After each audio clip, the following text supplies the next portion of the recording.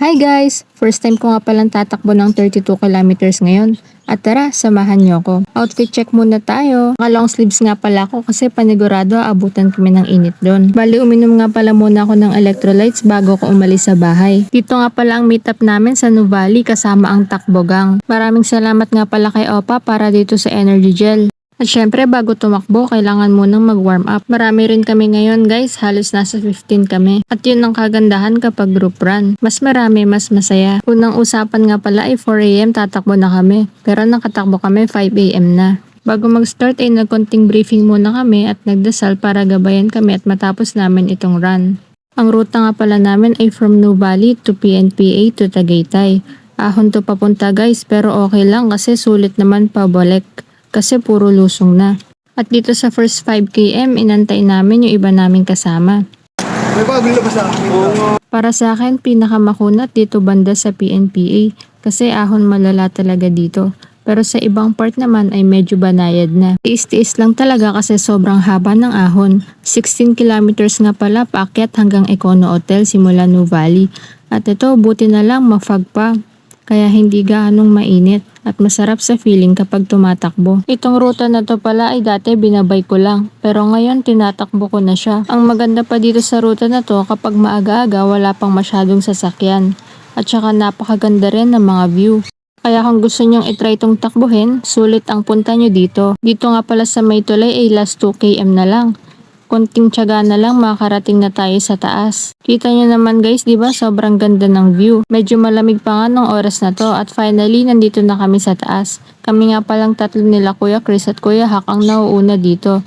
Bali dito na namin naantayin yung iba naming kasama. Masaya ako na natapos ko ang 16 kilometers na ahon. Pero mas masaya ako kung matatapos ko ng ligtas at walang injury itong 32 kilometers. Sobrang saya ko talaga nung oras na to kasi dati ang suot ko lang dito ay pang bike. Pero ngayon nakapantakbo ako. Habang inaantay namin sila, itatry ko muna itong energy gel.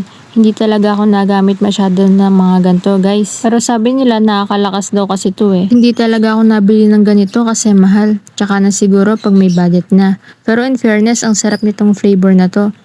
Para siyang salted caramel na coffee. Yun oh, nandito na rin si Opa. Nginingitian lang ang ahon. Ganito nga pala yung view pag nandito ka na sa taas. At finally, nandito na rin yung mga kasama namin. Pahinga muna kami at maya-maya ay lulusong na rin kami. Sobrang ganda, di ba? Nakaka-relax. Oras na para lumusong. Mahaba-haba nga pala to kasi 16 kilometers na lusungan. Pero mas madali na siya kasi wala ng ahon. Yung iba nga pala namin kasama ay may inaantay pa. Kaya kami muna ang naunang bumaba. Ang mga oras na to sa bandang 25 kilometers ay mainit na. Kaya nagpaalam ako sa kanila na uuna na ako papuntang Nuvali. Kasi baka mamaya, tibok-tibok na yung ulo ko bago ko matapos itong run. Kasi hindi na ako sanay sa init, hindi gaya nung nagbabike pa ako. Kahit buong araw, kahit sobrang init ay sanay na sanay. Pero sanay na kasi ako ng night run at ngayon lang ulit ako nakapag morning run. Buti na lang may gasolinahan ako nakita. Nag-CR ako at nagbuhos ng tubig kasi hindi ko kinaya yung init. Sumunod na rin pala sa akin si Kuya Chris kasi nag-iisa lang ako. Wala sa isip ko ang sumukunan kasi konti na lang talaga matatapos ko ng 32 kilometers. At finally, last 1 km na lang. Ito nga pala yung pinakauna kong 32 kilometers at ang pinakamalayo ko pa lang yan ay ang 22 nung 22nd birthday ko. So ito na guys, konting push na lang at matatapos ko na ang 32 kilometers. So ayun lang, sobrang proud ako sa sarili ko. Kasi nakaya ko. At sa wakas, nandito na kami sa Nuvali at dito na rin namin naantayin yung iba naming kasama. Ganito nga pala yung itsura ko after 32 kilometers. Tignan nyo naman kung paano na ako maglakad. Pasiga-siga na ako niyan, kala mo siya may-ari ng kalsada. Congrats din pala sa mga kasama ko, natapos din nila yung 32 kilometers. At syempre, kailangan din nating mag-cool down para hindi manakit masyado yung muscles natin kinabukasan. Tingin nyo ba guys, kaya ko na ang full marathon?